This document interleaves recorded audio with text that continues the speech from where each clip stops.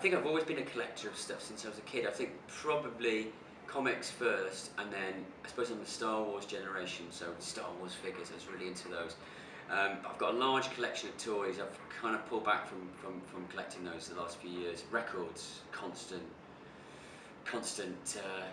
ever-growing collection, and also music equipment I collect. Some funny homemade things. You know, a lot of consumer electronics, my friend calls them. But then things that people have made, odd things, like their own little effects pedals, and really one of the weirdest things I have is like a baby doll's arm about this size, that's got, the sort of fist has got a plug in it, and then the socket's got a microphone, so it's like a weird little microphone, and it makes people pull faces when they see that. What on earth is that? So I kind of, and owls as well. I'm really into owls, and now every birthday, every Christmas, it's owl stuff, and I have by default a huge collection of owls. I am going to open an owl museum one day.